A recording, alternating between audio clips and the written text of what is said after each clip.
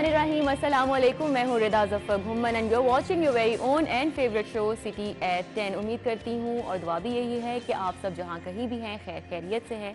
आज जुम्मतुल मुबारक है और बरकतों वाला ये दिन है और इस बात के साथ आज का आगाज़ करूँगी कि जो जुम्मे की सुन्नतें हैं उनको याद रखा करें। और जानती हूँ कि सब बहुत मसरूफ़ हो चुके हैं, ज़िंदगी बहुत तेज़ हो चुकी है, लेकिन जो ज़रूरी चीज़ें हैं उनको याद रखना बहुत ज़रूरी होता है। और आज की जो जैसे सुनते हैं गुस्ल करना और फिर सूरह कहफ पढ़ना, फिर मस्जिद में जल्द अज जल्द जाना जुम्मे के लिए और इमाम के जितना पास हो सकते हैं बैठना, फिर खुतबा सुनना और उसके बाद नाखून तराशना, खुशबू लगाना और ज़्यादा से ज़्यादा इस्तग़फ़ार करना, दुरूद शरीफ पढ़ना, बहुत सारी ये चीज़ें जो कि आपके लिए अच्छी हैं और हम इन चीज़ों को भूलते जा रहे हैं, दूर होते जा रहे हैं। तो ज़रूरी है कि हम इन सुन्नतों पर अमल करें और साथ ही साथ अपने बच्चों को भी उनकी भी ज़िंदगी का इसको पार्ट बनाएं। तो आज देखते हैं हमारी टॉप स्टोरीज़ क्या हैं और सबसे पहले जो आज की जी हमारी खबर है उसकी तरफ चलते हैं। लाहौरियों के लिए खुशखबरी आई है और इलेक्ट्रिक बसें कहा जा रहा है कि अब जल्द ही सड़कों पर आएंगी।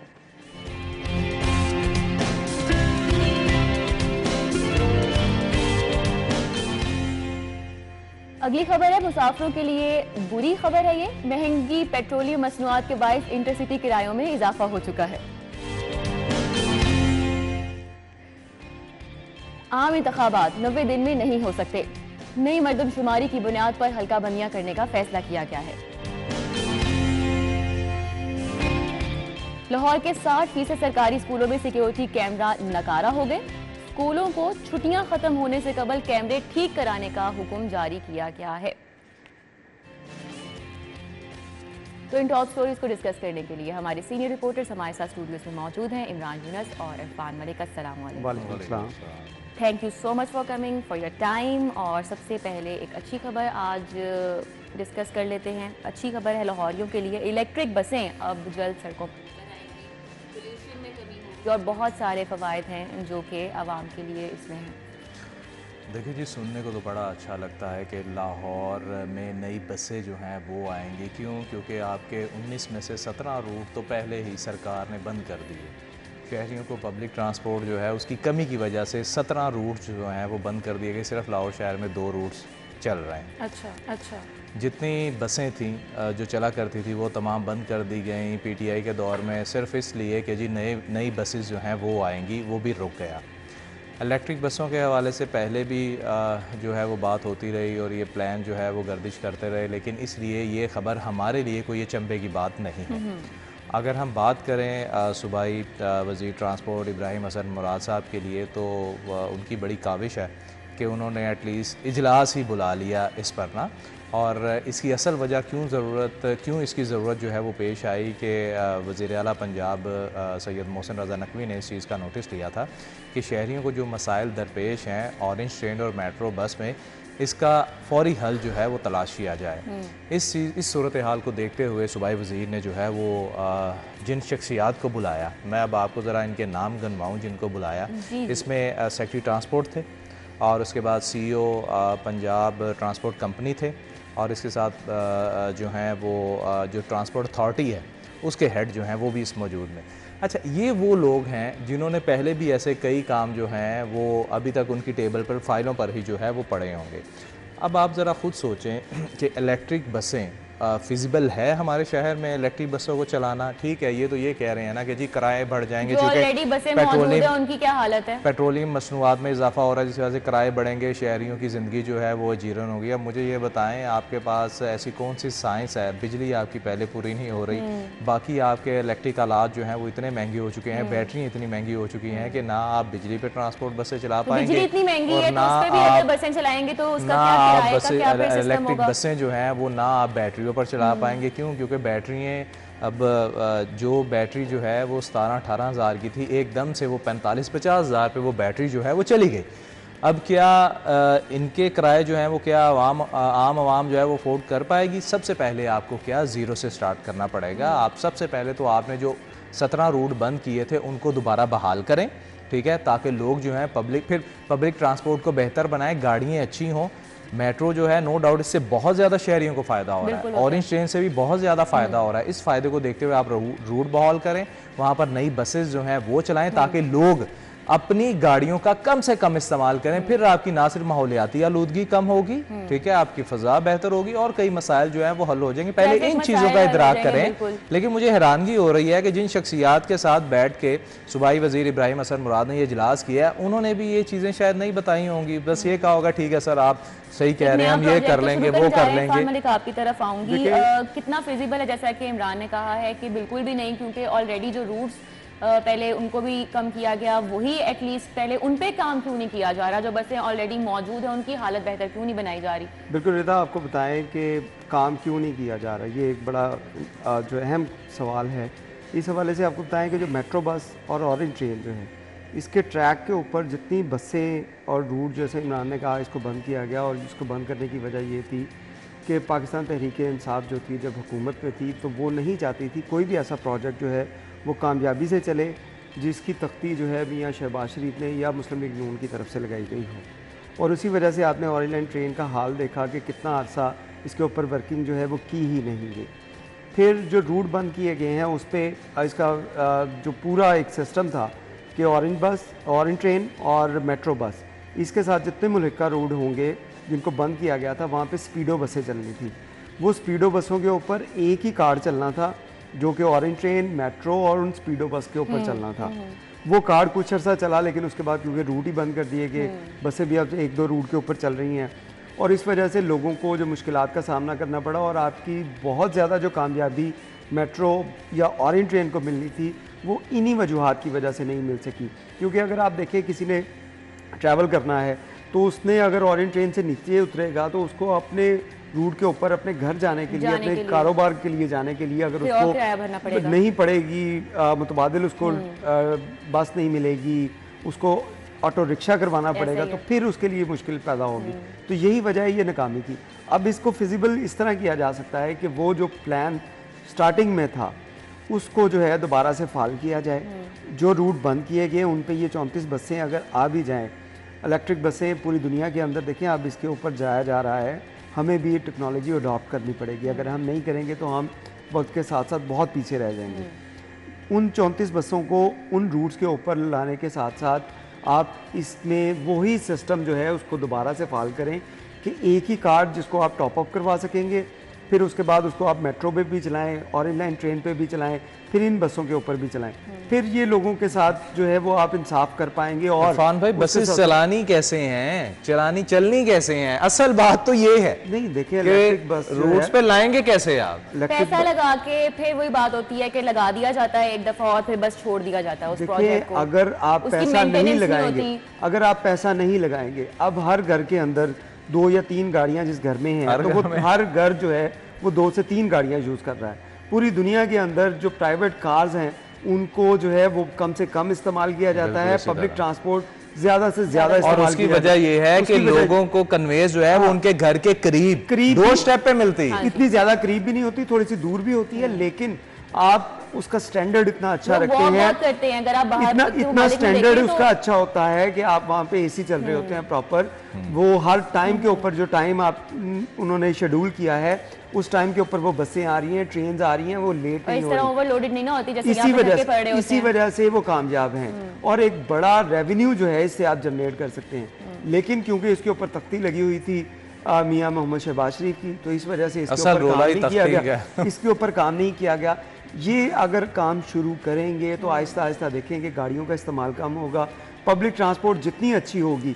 अब 300 रुपये का पेट्रोल है, किसी ने घर से आना है, उसका 5 से 6 लीटर इसका पेट्रोल अगर लग रहा है तो वो उसको पब्लिक ट्रांसपोर्ट को ज्यादा प्रेफर करेगा कि मैं अगर 50 रुपए 60 रुपए 100 रुपया देके हमारे पास मौजूद है, बहुत सारे लोग इसको पब्लिक ट्रांसपोर्ट को जितना ज्यादा से ज्यादा आप फैसिलिटेट लोगों को कर सके करेंगे। एक तो फ्यूल जो है इसकी बचत होगी, फिर उसके साथ साथ माहौलियात, जैसे हमने पहले बात की, फ्यूल नहीं हमारा माहौलियात का बहुत बड़ा जो है इशू है पूरी दुनिया के अंदर है। और ये इस तरह नहीं है कि अगर पाकिस्तान दिनों में देख लें, ये इस तरह नहीं है कि पाकिस्तान में अगर है तो ये इसका इंडिया के ऊपर असर नहीं पड़ेगा, अफगानिस्तान पे असर नहीं पड़ेगा, चाइना पे असर नहीं पड़ेगा। अगर पाकिस्तान में है तो इन चारों जो ममालिक हैं इनके ऊपर भी असर पड़ेगा।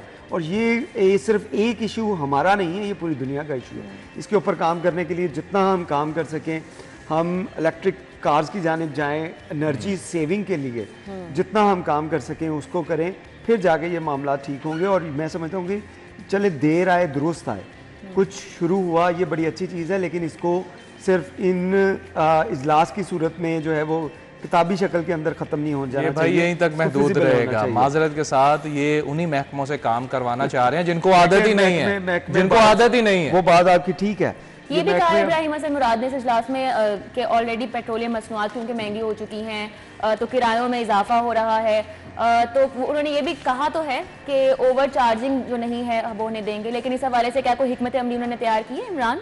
देखिए, इंटरसिटी के हवाले से बात करें, यहाँ पर ओवर चार्जिंग नहीं होती। शहर के अंदर अगर ओवर चार्जिंग होगी ना तो लाहौरी खुद जो है उसको ठीक कर लेते हैं, ठीक है, वो यहाँ पर ना ओवर चार्जिंग नहीं होने देते। असल मसला जो है ना वो आता है जो बसेज आपकी जो है ना बाहर जाती हैं। आप लारी अड्डे पे चले जाएं, किसी भी जो आपके बड़े बड़े अड्डे हैं वहाँ पर आप चले जाएं, वहाँ पर ओवर चार्जिंग जो है वो की जाती है और उन्हें कोई पूछने वाला नहीं। उन्हें फाइन अगर होगा तो वो सिर्फ कोई 1000, 2000, 3000, 5000 होगा, और उन्होंने उससे डबल ट्रिपल कमाई जो है वो कर लेनी होती है। क्यों? क्योंकि एक तो वो स्पेस से ज़्यादा सवारियाँ जो हैं वो मुसाफिर बिठा लेते हैं और ओवर चार्जिंग भी करते हैं, और जो बेचारे मुसाफिर हैं, बात वही आ गई, क्योंकि ट्रांसपोर्ट की जो सहूलियात हैं वो बेहतर नहीं है, इसलिए जो जिन लोगों ने सफ़र करना होता है वो कहते हैं भाई किसी भी तरीके से हमें ले जाओ, हम 4-4 घंटे का सफ़र जो है वो खड़े करके तय कर लेंगे, और वो बेचारे डबल पैसा भी जा रहे होते हैं। और ये हर जो आपका अड्डा है ना, बस अड्डा है, वहाँ पर ये होता है, ठीक है।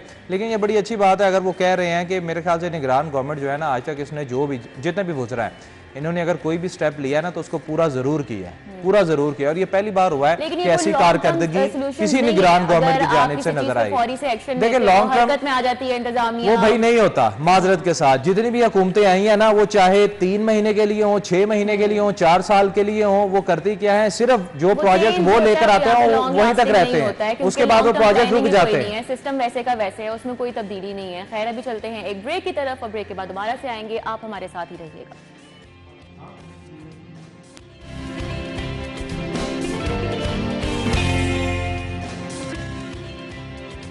Welcome back. ब्रेक के बाद आपको बताएं कि वही हुआ जिसका डर था, और जैसे ही फ्यूल की कीमतों में इजाफा हुआ है, साथ ही साथ जो डायरेक्ट इजाफा है वो हुआ है किरायों में, और कहा जा रहा है कि इंटरसिटी एसी बसों के किराए में 500 रुपये तक का ये बड़ा इजाफा हो चुका है। अवाम पहले ही परेशान है, इमरान यूनुस आपकी तरफ आऊँगी, और अब किराए भी बढ़ गए हैं। इस पर अफसोस ही कर सकते हैं, इनएविटेबल था, होना ही था। आप यकीन जाने, आप उन बंदों का ख्याल करें। मैं हमेशा ये कहता हूँ कि हमारे यहाँ पर अभी भी ऐसा तबका है जो बेचारा पूरे महीने की जिसकी इनकम जो है ना वो 20,000, 25,000। मेरे ऐसे कई जानने वाले हैं, हल्का अहबाब में लोग हैं जो बेचारे मेहनत मजदूरी करते हैं, और चूँकि मैं अक्सर यूनिवर्सिटीज़ में जाऊँ तो वहाँ मुलाजमीन जो हैं वो बताते हैं कि इमरान भाई 25,000 सैलरी है, 30,000 सैलरी है, मुझे ये बताएं कि जो बेचारा 25-30 हज़ार रुपया सैलरी लेता है, वो किराए के घर पे रहता है, बच्चे भी पढ़ाता है, इन चीज़ों को पूरा करते हुए फिर अगर उसने सफ़र करना है तो उस पर उसने इतने ज़्यादा किराए जो हैं वो देने हैं, और उसके बाद आटा, चीनी, दालें, इन सब के भाव जो हैं वो दुगने जो हैं वो होते चले जा रहे हैं। पेट्रोल जो है वो संभाला नहीं जा रहा। हैरानगी की बात यह है कि अवाम से टैक्स भी डबल लिए जाते हैं रिदा, उसके बावजूद महंगाई भी बढ़ती है, लेकिन अवाम की ज़िंदगी आसान नहीं हो रही। हर हुकूमत जो है वो इलेक्शन से पहले अपना मंशूर देती है कि जी हम ये चीज़ें करेंगे, अवाम की ज़िंदगी आसान करेंगे, लेकिन जब हुकूमतें इक़्तिदार में आती हैं तो उसके दूरस नताइज नज़र नहीं आते। अवाम जो है बेचारी इसी आस उम्मीद पे किसी भी सियासी जमात को वोट देती है, स्टेबिलिटी हो जाए, जहाँ पे हालात है वहीं पे रुक जाए, लेकिन ये खराब तो ना हो। अब तो बिल्कुल ही जिंदगी मुश्किल हो चुकी है। यही होता है कि लोग बेचारे खुदकुशियों पे आ जाते हैं, फिर राजनी के वाक़यात होते हैं, ये जो चोरी डकैती ये सारे मामलात होते हैं, क्यों होते हैं?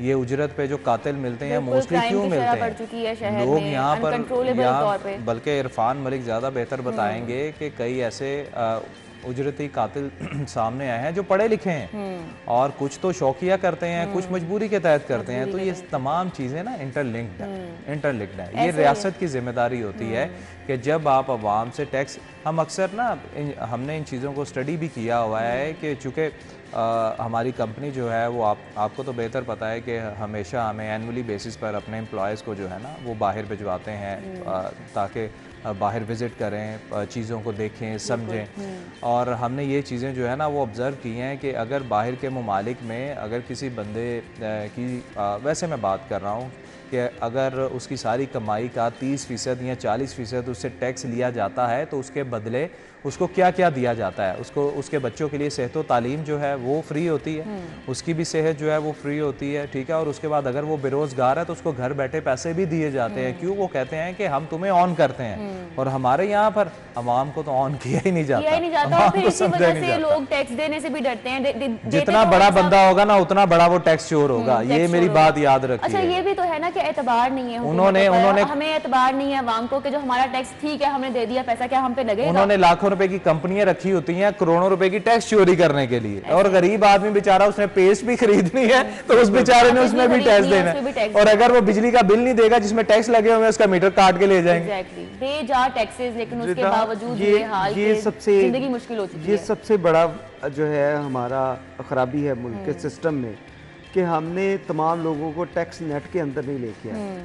आप अभी भी किसी दिन भी, आज तो चले फ्राइडे भाई, टैक्स नेट को छोड़ें, आप टैक्स चोरी की बात करें, टैक्स चोरी की इसकी बात करें आप। उसके साथ साथ अगर आप किसी अच्छे इलाके में आप चले जाए, MM आलम रोड के ऊपर चले जाए, वहाँ पे रेस्टोरेंट्स है, बिल्कुल वहाँ पे एक रेस्टोरेंट के अंदर एक शख्स अगर खाना खाए तो उससे 10 से 15 हज़ार रुपया उसका बिल बनता है। मामूली बात है।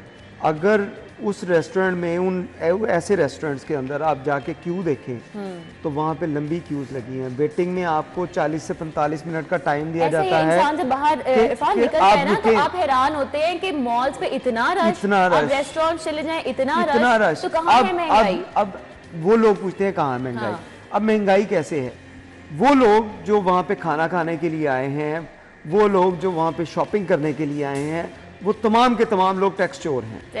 टैक्स कौन दे रहा है? आप दे रही हैं, मैं दे रहा हूँ। गरीब आदमी जो सैलरी पर्सन है, जो सरकारी मुलाजिम है, वो बेचारा टैक्स दे रहा है। और उसके टैक्स से, जैसे इमरान ने बात की कि अगर 30% किसी का टैक्स लिया जा रहा है, बाहर 40% लिया जा रहा है, तो उसको फैसिलिटेट किया जा रहा है। हमारा यहाँ पे सिर्फ 22 लाख हम लोग जो हैं, 22 लाख लोग जो टैक्स दे रहे हैं पूरे पाकिस्तान के अंदर। तो उसके बाद अब इतनी बड़ी आबादी में जो लोग मौजूद हैं उसमें आप 40% तो लोग ऐसे होंगे जो अमीर भी हैं, जो टैक्स चोर भी हैं। वो अगर 32% लोगों से टैक्स ले लिया जाए, उन लोगों से टैक्स लेकर सरकार के को डिक्लेयर करवाया जाए, हमारा इशू ये है कि हमारी इकोनॉमी जो है वो डॉक्यूमेंटेड नहीं है। हमारे वो लोग जो टैक्स चोरी करते हैं, जैसे इमरान ने कहा लाखों रुपए देके करोड़ों रुपए की चोरी के लिए फर्म्स वो हायर की जाती हैं, उन लोगों के खिलाफ जो है वो कड़े जो आपको करना पड़ेगा। नहीं तो ये इसी तरह होगा। ये देखिए पॉलिटिकल क्राइसिस जो है निकलेंगे हुक्मरान तो फिर सोचेंगे ना आवाम का। यही बात है। वो लोग खुद टैक्स चोर, वही लोग दीवानों में बैठे हैं वहाँ पे। वो लोग थोड़ी आते हैं जो हमारे जैसे सैलरी पर्सन जो वहाँ पे जाके खाना तो नहीं खाएगा। और रही सही कसर जो है वो इरफान ज्यादा बेहतर बताएंगे। रही सही कसर जो है वो आपके हवाला हुंडी के कारोबार ने पूरी कर दी है। ये इरफान इसको थोड़ा एलैबोरेट करेंगे।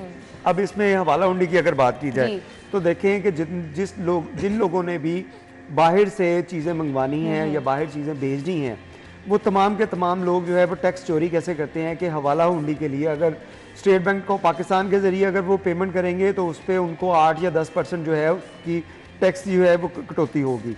लेकिन अगर वो हवाला हुंडी के जरिए करेंगे तो वो 3 से 4% होगी। तो सारी दुनिया यही चाहती है कि हमारे पैसे बचें, हम टैक्स चोरी करें, जिस तरह मर्जी करें। उससे ये नहीं देखते कि मुल्क का कितना नुकसान हो रहा है। वो यही चीज़ें जो हैं, जब तक हम ये छोटी छोटी चीज़ें जो हैं इनके ऊपर फोकस नहीं करेंगे, इन किरायों के ऊपर जो अगर किराए बढ़े हैं इसके लिए आप वो 5-7 अफसर जो हैं एक अड्डे के ऊपर खड़ा भी कर दें, उससे फ़र्क नहीं पड़ेगा।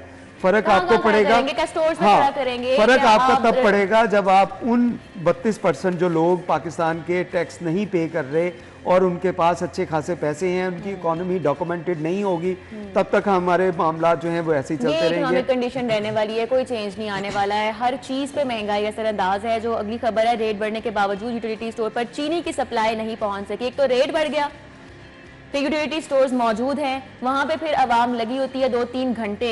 गरीब आदमी अपने 40-50 कुछ 100 रुपए एक ग्रॉसरी करनी होती है उसने बचाने के लिए धूप में खड़ा होकर घंटों लाइनों में लगा होता है एक यूटिलिटी स्टोर के बाहर। फिर जब अंदर जाता पता चलता है कि वो चीज़ ही मौजूद नहीं है। यूटिलिटी स्टोर पर रिदा पिछले 3 माह से चीनी नहीं है। रेट जो है वो आप यकीन जाने ऐसे बढ़ रहा है चीनी का, हाँ। ठीक है। और ये शुगर मिल जो हैं उन्होंने रेट बढ़ाए हैं, ख़ुद हुक्म इम्तनाई उसने लिया हुआ है अदालत से, और उसके बावजूद जो है चीनी का रेट जो है वो आसमान की तरफ जा रहा है। लेकिन यूटिलिटी स्टोर पर चीनी नायाब नहीं है। ये भी बहुत बड़ा माफिया है, ये तो बहुत बड़ा माफिया। आप यकीन जाने पहले तो चलें अल्लाह का शुक्र अदा कर रहे हैं, किसान बेचारे उनको पहले उनको गन्ने के पैसे जो हैं वो नहीं मिलते थे। खैर वो हुकूमतों ने ऐसे कवानीन बना दिए कि जो मिल मालकान हैं वो कुछ माह में तमाम पेमेंट जो है वो क्लियर करेंगे। पहले तो सालों साल थ्रू करेंगे, सालों साल पैसे नहीं मिलते थे उन बेचारों को। अच्छा, उनको पैसे मिलना शुरू हो गए, ठीक है, चलें ये तो बहुत अच्छी बात हुई, हुकूमतों ने बहुत अच्छे इकदाम किए, कानून साजी कर दी। उसके बाद मिल मालकान जो है ना, इनको पकड़ने की जरूरत है। जितना बड़ा माफिया ये है ना, चाहे वो फ्लोर मिल है या शुगर मिल है। और आप ये देखिएगा जिसने भी एक शुगर मिल या एक फ्लोर मिल बनाई है ना, वो कभी भी घाटे में नहीं गया। वो हमेशा उसने उसको डबल ट्रिपल कौन पकड़ेगा, और वही लोग जो हैं वो ईवानों में बैठे। अब आप यकीन जाने यूटिलिटी स्टोर की हालत मैं अब आपको क्या बताऊं, चूंकि मैं इकबाल टाउन में रहता हूँ। नदीम शहीद रोड पे ना एक यूटिलिटी स्टोर है। आप यकीन जानिए सुबह 9 बजे से लेके 2 बजे तक 3 बजे तक, जब तक स्टोर का गेट वो धक्के मार के बंद नहीं करते, कोशिश कर रहे होते हैं सिर्फ बूढ़ी खवातीन बचाने के लिए, जवान खवातीन, बच्चे, उनकी लाइनें ऐसे लगी होती है और मर्दों की लाइनें ऐसे लगी होती है। नदीम शहीद रोड आपको पता है कि वो कंजस्टेड सा है, उसके बावजूद वहाँ पे लाइनें ऐसे लगी होती है। यही हाल होता है और दुख होता है, तकलीफ होती है कि लोग बेचारे हाथों में पैसे लेकर खड़े हैं और उन्हें चीजें नहीं मिल रही। ये हालात जो है वैसे के वैसे ही हैं, जो कि तू है नहीं बदलने वाले। क्योंकि जैसा कि इमरान आपने कहा है कि जिन्होंने चेंज लाना है ना, वही तो ऐवानों में बैठे। खैर चलते हैं अभी एक ब्रेक की तरफ, और ब्रेक के बाद दोबारा से आएंगे। आप हमारे साथ ही रहिए।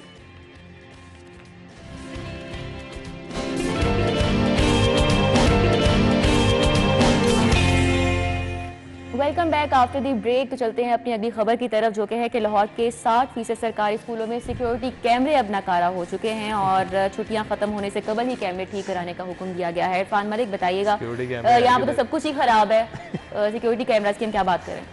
आप सरकारी हॉस्पिटल, ये सरकारी स्कूल्स की बात कर रही हैं। सरकारी स्कूल्स में टीचर नहीं होते, फर्नीचर नहीं होता, वॉशरूम नहीं है, पानी नहीं होता।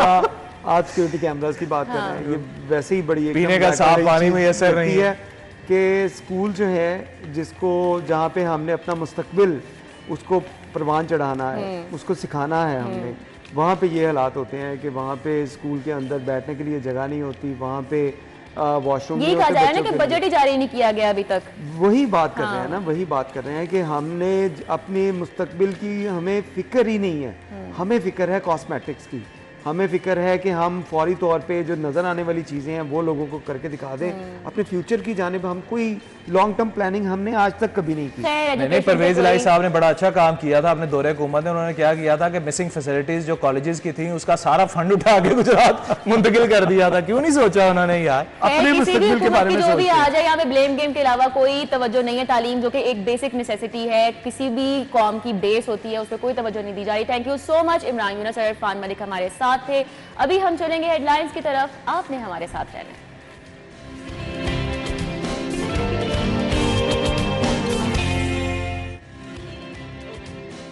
Welcome back after the break. तो आज का जो हमारा टॉपिक है इंतहाई अहम है, और वो बच्चे जिनमें हमें थोड़ी लर्निंग डिसेबिलिटी लगती है, और एक चीज़ जिसको हम कहते हैं ऑटिज़म, उस पर आज हम बात करेंगे कि ऑटिज़म स्पेक्ट्रम डिसऑर्डर आखिर है क्या ये एक बीमारी है, क्या इस पे काबू पाया जा सकता है, कौन कौन से फैक्टर्स होते हैं जो इन्वॉल्व होते हैं, क्या सिम्टम्स होते हैं इसके, किस एज में नज़र आने लगते हैं, और इनको किस तरह से डील करना चाहिए ऐसे बच्चों को।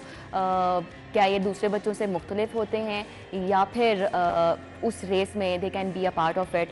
हमारे साथ इस हवाले से हमारी गेस्ट मौजूद हैं जो कि एक साइकोलॉजिस्ट हैं, क्लिनिकल साइकोलॉजिस्ट, और साथ ही साथ वो चाइल्ड थेरेपिस्ट भी हैं और इस हवाले से वो बच्चों को पढ़ाती हैं, क्योंकि इनको पढ़ाने के लिए डिफरेंट टेक्निक्स होती हैं। वो टेक्निक्स क्या हैं उस पर भी बात करेंगे। सबसे पहले तो माहनूर नदीम, अस्सलाम वालेकुम। Thank you so much for coming. और ये जो हमारा आज का टॉपिक है इंतहाई अहम है। सबसे पहले तो मैं आपसे ये जानना चाहूँगी लोगों की अंडरस्टैंडिंग के लिए कि ये ऑटिज़म आखिर होता क्या है। ऑटिज़म अभी आपने जैसे बोला कि एक बीमारी है, पहले तो मैं आपको ठीक कराती चलूँ क्योंकि बहुत आम है, ये लोग कह देते हैं कि बीमारी है। It's a disorder. बीमारी और डिसऑर्डर में एक बहुत वाजिया फ़र्क ये है कि बीमारी आप दवाई से ठीक कर सकते हैं, बट डिसऑर्डर के लिए आप की टेक्निक्स होती हैं, काउंसलिंग होती हैं, ये खाली दवाई से ठीक नहीं हो सकती।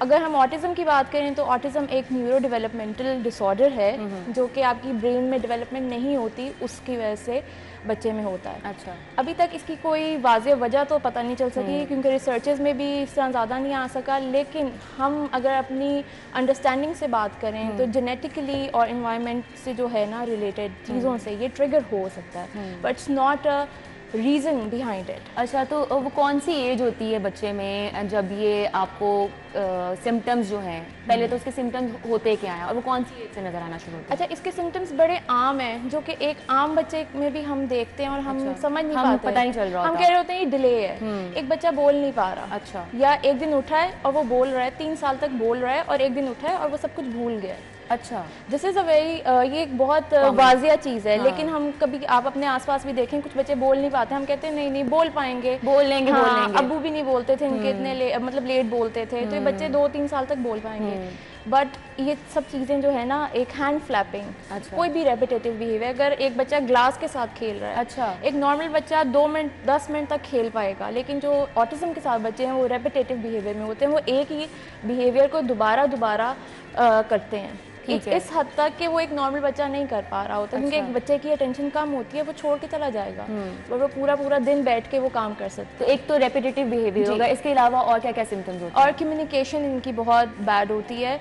बेसिकली क्या होता है, अगर एक माँ बाप आए हैं घर, एक बच्चा जाके उनको गले मिलेगा, एक अफेक्शन होती है, बट ये बच्चे अफेक्शन शो नहीं कराते। मतलब सोशल होने में इनको प्रॉब्लम होती है, जहाँ पे लोग ज्यादा मेहमान आ जाते हैं, बच्चे कुछ बहुत ज्यादा एक्स्ट्रा डर रहे होते हैं, अपने आप को कमरे में लॉक कर देंगे, तो ये भी एक सिम्टम हो सकता है। जी बिल्कुल।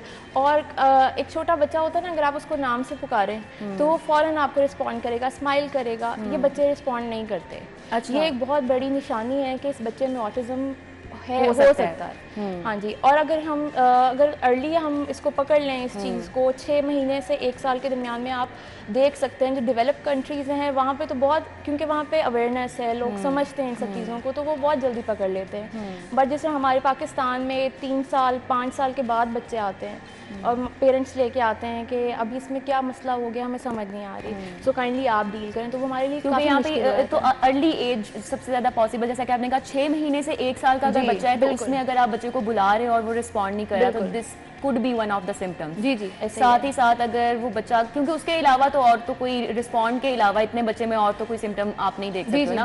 फिर ऐसा होता है कि 2-3 साल का जब बच्चा होता है यूजुअली बोलने लग जाता है, मामा बाबा और दीगर जो छोटे छोटे सेंटेंसेस होते हैं, अगर वो भी बच्चा नहीं बोल रहा है, अगर लेट कर रहा है, तो सबसे पहले जो हमारा स्टेप होना चाहिए वो क्या होना चाहिए? क्या यहाँ पे हमारे पास कौन कौन सी ऐसे फैसिलिटीज़ अवेलेबल हैं? क्या हमें किसी डॉक्टर के पास जाके बच्चे को दिखाना चाहिए और उसकी निशानदही वो कैसे कर सकते हैं? क्या कोई टेस्ट होते हैं या फिर उनकी वो डिसऑर्डर को उसको जांचने के लिए, उसको क्या कहेंगे, निशानदही करने के लिए क्या हमारे पास टेक्निक्स मौजूद होती हैं?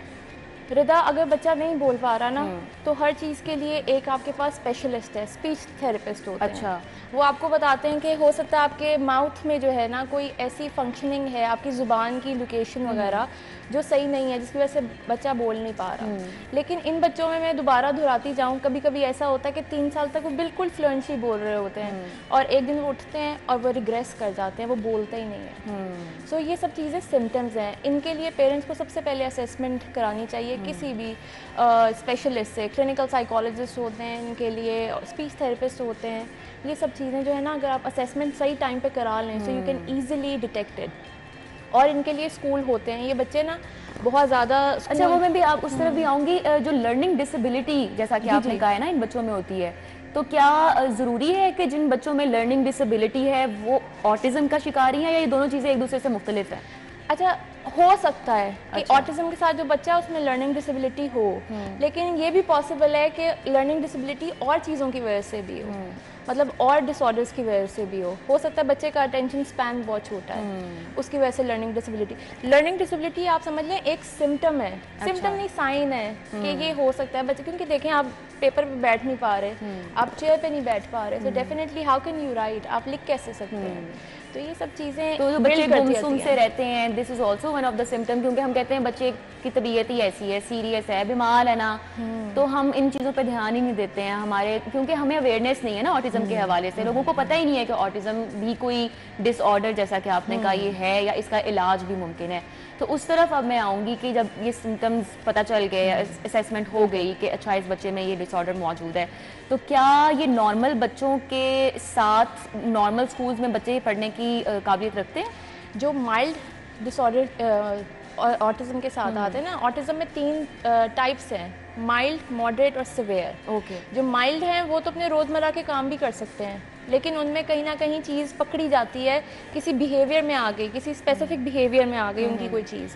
ये बच्चे जा सकते हैं स्कूल, लेकिन इनकी ना मोस्टली जो होती है, क्योंकि कहीं ना कहीं टेंट्रम आ जाता है बच्चे में, किसी को हिटिंग बिहेवियर आ जाता है किसी भी वजह से, कोई मेहमान घर में आया नया, तो चीज़ बदल गई तो इनमें टेंट्रम आ सकते हैं। तो इस वजह से ना ये ज़्यादा देर इंक्लूसिव में रहते नहीं हैं, कुछ चले भी जाते हैं, बट इंक्लूसिव क्लासरूम्स होते हैं इनके लिए, जिसका मतलब है कि आम बच्चे भी पढ़ रहे हैं और इनके साथ एक हेल्प होती है। अच्छा। एक तो ये फैसिलिटीज मौजूद है यहाँ के स्कूलों में? हाँ जी, जो प्राइवेट स्कूल्स हैं ना उनमें मौजूद है, लेकिन सरकारी लेवल पे जो है इस तरह कोई भी ध्यान नहीं है। एग्जैक्टली। तो आपने जैसा कि कहा कि जो बच्चे होते हैं इनको अलग से जो सिवियर होते हैं, जी जी, उनके लिए क्या थेरेपिस्ट की ज़रूरत होती है? बिल्कुल। फिर कौन कौन सी टेक्निक्स होती हैं जो आप यूज़ करके बच्चों में वो लर्निंग एबिलिटी लेकर आ सकते हैं? लेकिन पहले तो हम उनकी आईपीज बनाते हैं, एक पेपर होता है उस पर हम बताते हैं कि इस बच्चे ने इस महीने में क्या क्या चीज़ें सीखनी है। हम इनको एकदम से तालीम की साइड पे नहीं ले आते, हम साइमल्टेनियसली रखते हैं, हम इनको चीज़ें सिखाते हैं, पानी का गिलास पकड़ना, जो बेसिक चीज़ें हैं आपकी, पहले हम उस पर इनको लेके चलते हैं। साथ साथ इसके बिहेवियरल थेरेपी चलती है, ABA। ABA में बेसिकली आपकी बिहेवियरल थेरेपी होती है, एक एक चीज़ की, अगर आप एक बिहेवियर करें आपको उसका रिवॉर्ड दिया जाता है, ताकि वो जो बिहेवियर है वो मजबूत किया जाए। अच्छा। ताकि बच्चा भूले मत वो बिहेवियर, उसको पता हो कि मैंने अगर ये सही काम करना है तो मुझे इसका रिवॉर्ड मिल रहा है, ताकि वो पॉजिटिव रिइंफोर्समेंट जिसको बोलते हैं, बिल्कुल कि अगर एक दफ़ा आपको इनाम मिल रहा है तो वो बच्चा चाहेगा कि मैं दोबारा से इसी तरह से बिहेव करूं। और आहिस्ता आहिस्ता फिर हम इनाम जो है ना उसको कम करते जाते हैं, क्योंकि वो हम ये नहीं चाहते ना कि उस बच्चे को सिर्फ लालच रह जाए कि मुझे काम करना है तो मुझे रिवॉर्ड मिलेगा। हम आहिस्ता आहिस्ता टेक्निक्स के थ्रू उसको भी कम करते जाते हैं, ताकि वो उसकी डेली लाइफ का एक रोज़मर्रा का एक अमल बन जाए। ठीक है। और जैसा कि आपने कहा कि मुख्तलिफ टेक्निक्स होती हैं, आप लिस्ट डाउन करते हैं कि इसमें एग्जैक्टली क्या इशू है बच्चे में, तो फिर उस हिसाब से ही उस बच्चे को डील किया जाता है। और लोग आपके पास आते हैं जिनको पता होता है कि अच्छा बच्चे में ये है, तो नॉर्मली ये जो बच्चे होते हैं क्या they can recover in life? और अक्सर जैसे हम ऐसा हो सकता है कि हमारे आसपास जो लोग हैं, जैसा कि आपने कहा माइल्ड ऑटिज्म, वो इसका शिकार हों लेकिन वो इतना विजिबल नहीं है, तो हमें शायद पता नहीं चलता। तो ऐसा पॉसिबल है कि ये बच्चे they can behave normally when they grow up, अगर वो उनको सही थेरेपी मिली हो, उनको सही एजुकेशन मिली हो? अच्छा रिदा, हमारे यहाँ पे ना असेसमेंट सही से नहीं करते। हमारे यहाँ पे टैलेंट बहुत है। अगर मैं क्लिनिक्स की बात करूँ, बहुत मेहनती हैं लोग, बच्चियाँ बच्चे बहुत अच्छे से काम करते हैं, लेकिन हमें डायरेक्शन नहीं मिलती। हमारे पास सही से टूल्स नहीं है, जो टूल्स हैं वो इतने एक्सपेंसिव है कि एक आम तबका जो है ना उसको अफोर्ड नहीं कर सकता। वो थेरेपीज़ जो हैं जहाँ पे अच्छा काम हो रहा है, वो एक गरीब आदमी या मीडियोकर क्लास का नहीं, क्योंकि it's around 60-70,000 per month for a child. So do you expect कि कोई कर पाएगा? नहीं कर पाते। तो जो अच्छी जगह पे, जहाँ पे सही टूल्स के साथ सही टेक्निक्स हो रही हैं, वो बहुत एक्सपेंसिव है। अनफॉर्चुनेटली ये डिलेमा है हमारे यहाँ का सोसाइटी का। बट अगर मैं देखूँ कि काम होता है, बिल्कुल होता है, बच्चे नॉर्मल लाइफ में जाते हैं, लेकिन मैं वही बात कहूँगी, ये आप इसको टर्न अराउंड नहीं कर सकते कभी भी। ये एक दफ़ा ऑटिज्म है तो ऑटिज्म है, इसको प्रॉपर ये रिकवर नहीं हो सकता। बिल्कुल, आप इसको यूँ कह लें कि क्योर नहीं हो सकता, इसका ट्रीटमेंट है। ट्रीटमेंट है कि वो, हाँ, मैनेजमेंट है कि वो बेटर तरीके से बच्चे अपनी लाइफ को मैनेज करना सीख जी जाएं। जी बिल्कुल। और जो आपके पास पेरेंट्स भी आते हैं, जाहिर सी बात है, तो वो पेरेंट्स का मैं जानना चाहूँगी, क्योंकि जब आपके बच्चे इस तरह किसी भी बीमारी नहीं है, डिसऑर्डर है, उसका शिकार होते हैं, तो वो खुद भी उनकी जो लाइफ होती है बहुत मुश्किल हो जाती है। उनको नहीं समझ आती कि हमने अपने इस बच्चे को दूसरे बच्चों से कैसे अलग रखना है, तो उनका बिहेवियर कैसा होना चाहिए। Either they should treat them equally, जैसा कि वो अपने इस बच्चे को ट्रीट कर रहे हैं, तो इसको या तो स्पेशल बिहेवियर है तो उसको स्पेशली ट्रीट करना चाहिए, क्या उसको ये फील करवाने देना चाहिए कि you know that child is different from others. अच्छा रिदा, ये बच्चे ना खुद ही अपनी अटेंशन लेते हैं। अच्छा, इनको अगर आप 10 बच्चों में रखोगे ना तो ये बिल्कुल आपको, आप खुद देख के बता पाओगे जब तक वो बोलते नहीं हैं कि हाँ इनमें इशू है कि नहीं है।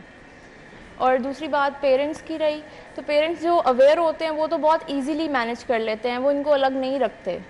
बट जो पेरेंट्स अवेयर नहीं हैं वो फिर कहीं ना कहीं इनमें डिफरेंस करते हैं अपने आम बच्चों में। और क्योंकि बच्चों के साथ गुजारना बहुत मुश्किल है ना, एक बच्चा मार रहा है, एक बच्चा छीन रहा है, एक बच्चा काट रहा है, तो वो क्योंकि ट्रीटमेंट तो स्पेशल होगा ही, जाहिर सी बात है, आपको उनको थोड़ा मुख्तलिफ रखना है, लेकिन उनको ये एहसास भी तो नहीं होना चाहिए कि वो बाकी बच्चों से मुख्तलिफ है, ताकि वो मज़ीद जो है वो इनकॉन्फिडेंट हो जाए। क्या करना चाहिए इस हवाले से? रहता जिस तरह आम बच्चे स्कूल जाते हैं, आप इनको इनके क्लिनिक्स में जो हैं आप एडमिट करा सकते हैं, ताकि उनको भी वो एहसास हो कि हाँ जी हम भी हर रोज़ स्कूल जा रहे हैं, या इनकी थेरेपी हो रही है, बच्चे बैठ के पढ़ रहे हैं, तो आप भी इस बच्चे को लेके बैठ जाएं, और जो भी इसके आईपी में है आप उसको साथ साथ वो कराएं।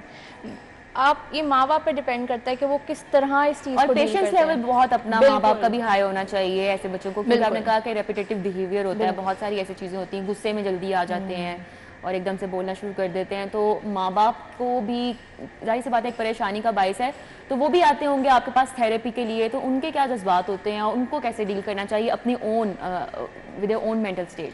जब किसी माँ बाप को ये पता चलता है ना कि उसका बच्चा ऑटिज्म के साथ है, ये सबसे एक हमारे लिए बड़ी मुश्किल सिचुएशन हो जाती है किसी माँ बाप को ये बताना पहली दफ़ा कि आपका बच्चा जो है ना वो ऑटिज्म के साथ है। हमें इमोशनली हमें खुद भी हो रहा होता है, तो उस टाइम पे हम माँ बाप को सजेस्ट करते हैं कि आप थेरेपी लें, क्योंकि अगर माँ बाप राइट स्टेट ऑफ माइंड में नहीं होंगे तो वो बच्चे को भी नहीं रख सकते। आप ये समझ लें कि अगर आप एक पौधे को पानी दे रहे हैं तो उसके लिए पहले आपका एक्टिव होना, उठ के आना भी तो इम्पॉर्टेंट है, वरना पौधा तो मर जाएगा। इसी तरह एक बच्चा है, अगर आप खुद से एक्टिव नहीं है, उस बच्चे के साथ रेडी नहीं है मेंटली, वो बच्चा नहीं कुछ कर पाएगा, बल्कि वो ज़्यादा वर्स बिहेवियर में चला जाएगा। तो पेरेंट्स का जो है ना ऑन टोज होना और उनका पेशेंस लेवल, ये नहीं कि अगर बच्चे को टेंट्रम आ रहा है तो आप भी चीखने लग वो चीज़ उसकी और ऊंची हो जाएगी और आप वो मैच नहीं कर सकते, क्योंकि उनमें बहुत एनर्जी है। अल्लाह ताला ने अगर उनको थोड़ा सा डिफरेंट बनाया है तो उनमें एनर्जी और उनमें बहुत अच्छा, एक चीज़ जो कि हमने यूजुअली सुनी है, पढ़ी है अबाउट ऑटिस्टिक पीपल के, उनमें कोई स्पेशल एबिलिटी भी ज़रूर होती है, कोई एक ऐसा टैलेंट भी होता है जो कि बाकियों में मौजूद नहीं होता, तो ये भी सही बात है। बिल्कुल, कुछ बच्चे, अगर मैं नाम तो हम खैर वगैरह नहीं ले सकते अपने किसी भी क्लाइंट का, लेकिन मैं वैसे बताऊंगी। मेरे पास एक बहुत छोटा बच्चा था 7-8 साल का, उसकी कैलकुलेशंस 10 साल के 10th क्लास के बच्चे के मुताबिक, मतलब he was good at math, बाकी उसमें पता नहीं चलता था कि उसको ऑटिज्म है, क्योंकि माइल्ड में था, हो गया था माइल्ड आहिस्ता आहिस्ता, लेकिन उसकी कैलकुलेशन इतनी अच्छी थी कि हमें उसको फिर बाहर भेजना पड़ा। हमने उसको कैंगरू टेस्ट कराया जो ऑस्ट्रेलिया का होता है, मतलब डिफरेंट चीज़ें। सो अल्लाह ताला ने कुछ ना कुछ उनमें खसूसियात डाली होती हैं। कुछ म्यूजिक बहुत अच्छा बजाते हैं, कई लोग आर्टिस्ट बड़े अच्छे होते हैं बच्चे, बिल्कुल, ये आपने बहुत अच्छा कर लेते हैं, बिल्कुल ये आपने ढूंढना होता है कि उस बच्चे में क्या ऐसा टैलेंट है। देखें, आप उनकी ज़िंदगी बना सकते हैं, लेकिन अर्न वो उससे कमा सकते हैं, या उनकी एक अचीवमेंट है ना, तो वो ये आपको ढूंढ के देना पड़ता है। तो ऐसा ही होता है कि वो एक, क्योंकि उनका फोकस जो है वो एक नॉर्मल बच्चे की तरह हर चीज़ पे नहीं होता, उनका जो फोकस होता है वो एक स्पेसिफिक पॉइंट पर होता है, तो वो उस चीज़ को उनका टैलेंट भी उसी चीज़ से रिलेटेड होता है। तो आप अवेयरनेस के लिए महानूर इस हवाले से क्या करती हैं, कैसे लोगों को मतलब how you are doing your part इस अवेयरनेस के हवाले से, क्योंकि लोगों को पता ही नहीं है कि ऑटिज़म क्या है। और एक लास्ट मैसेज उन पेरेंट्स के लिए कि कौन सी वो एज है जहाँ पे ये सिम्टम्स नज़र आने लगें, तो वो बच्चों को लेकर आए किसी थेरेपिस्ट के पास। और क्योंकि आज जैसा कि आपने कहा महंगाई भी बहुत है तो लोग अफोर्ड नहीं कर सकते, तो इस हवाले से आप क्या कर रही हैं? मैं वीडियोस बनाती हूँ यूट्यूब पे, और नॉकी टॉक है मेरा इंस्टाग्राम पे। मैं उसमें मेंटल हेल्थ और इन सब चीज़ों से जो है ना कि अवेयरनेस के बारे में बात करती हूँ, ताकि अगर कोई नहीं भी अफोर्ड कर सकता तो वो एक चीज़ समझ जाए या कुछ नई चीज़ सीख ले इन चीज़ों के बारे में, डिसऑर्डर्स के बारे में। बाकी अगर आप बात करेंगे कौन सी एज है, तो जितना अर्ली हो सके, मैंने आपको जिस तरह कहा था कि 6 महीने से 1 साल का जो बच्चा है उसमें नज़र आना स्टार्ट हो जाते हैं। लेकिन अगर आपकी वो आंख है, अगर आपको वो अवेयरनेस ऑलरेडी है पेरेंट्स को, तो जो भी पेरेंट्स न्यू पेरेंट्स हैं, जब भी उनके बच्चे बड़े हो रहे हैं, सो आई वुड सजेस्ट कि वो माइलस्टोन्स अगर वो गूगल करेंगे ना तो उनको मिल जाएंगे। अगर आपके बच्चे के माइलस्टोन्स पूरे नहीं है या उनमें डिले है, तो आप please as soon as possible assessment के लिए जाएं। लेबल से मत डरें कि ऑटिज़म का लेबल है। अगर आपका बच्चा जल्दी जाएगा तो जल्दी ठीक भी हो जाएगा। अर्ली इंटरवेंशन और early assessment can make a big difference in your big difference. जैसा कि ये बीमारी नहीं है, ये एक डिसऑर्डर है, इसको ट्रीट किया जा सकता है। ऑल्दो ये कम्प्लीटली बच्चे ठीक नहीं हो सकते, लेकिन बहुत अच्छे तरीके से मैनेज कर सकते हैं आप इस डिसऑर्डर को और आगे लेकर चल सकते हैं। उनकी ज़िंदगी जो है वो आसान बना सकते हैं। इसमें डरने वाली कोई बात नहीं है, परेशान होने वाली कोई बात नहीं है। इसको डील कैसे करना है, that is important. Thank you so much Noor Nadeem, आज हमारे साथ थी। It was a very informative segment. और अभी हम चलेंगे एक ब्रेक की तरफ, दोबारा से हाजिर होंगे। आपने हमारे साथ रहना है।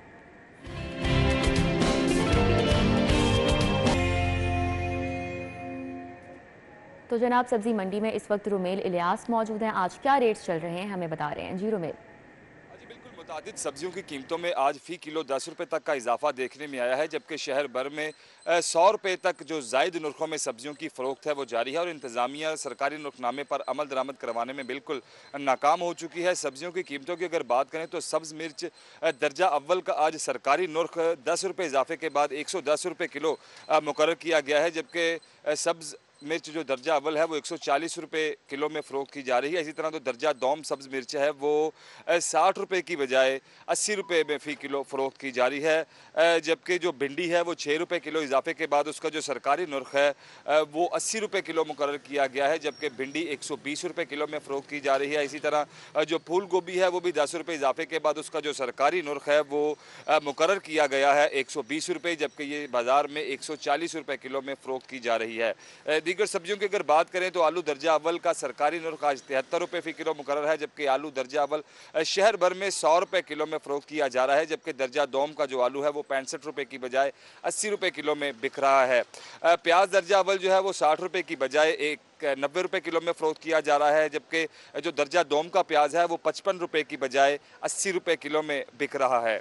टमाटर दर्जा अव्वल 95 रुपये की बजाय 120 रुपये में बिक रहा है, जबकि टमाटर दर्जा दोम 85 रुपये की बजाय 100 रुपये किलो में फ़रोख्त किया जा रहा है। इसी तरह दीगर जो तमाम सब्जियां हैं वो मुकर्रर करदा नर्ख से ज़ायद में फ़रोख्त हो रही हैं, जिससे जो आम दिहाड़ीदार तबका है वो परेशान है। जो शहरी हैं वो शिकवा कर रहे हैं कि जो प्राइस कंट्रोल कमेटियाँ हैं वो फ़ाल ना होने के बायस जो ग्राम फरोश हैं वो खुलेआम सब्जियों की जो जायद नरखों में फ़रोख्त है वो कर रहे हैं, और तकरीबन 100 रुपये तक जो सब्जियां हैं वो जायद नरखों में फ़रोख्त की जा रही हैं। अदरक का जो सरकारी नर्ख है वो 900 रुपये किलो मुकर्रर है, जबकि अदरक थाईलैंड जो है वो 1000 रुपये किलो में बेचा जा रहा है। इसी तरह जो इंडोनेशिया का अदरक है वो 750 रुपये की बजाय 850 रुपये में जो फ़ी किलो है वो फ़रोख्त किया जा रहा है। तो आम आदमी जो है वो दुहाइयाँ दे रहा है और मुतालबा कर रहा है हुकूमत से कि फौरी तौर पर जो निगरान हुकूमत है वो प्राइस कंट्रोल कमेटियों को फ़ाल करे, सब्जियों की बढ़ती हुई कीमतों को कंट्रोल किया जाए और साथ ही साथ जो सरकारी नर्खनामा है उस पर अमल दरामद को यकीनी बनाया जाए। ठीक है रुमेल इलियास, बहुत शुक्रिया। अभी हम चले के लिए इतना ही। इंशाल्लाह कल दोबारा से इसी वक्त मुलाकात होगी। आपने हमारे साथ ही रहना है तब तक और दुआओं में याद रखना है, अपना बहुत सारा ख्याल रखना है। अल्लाह हाफ़िज़।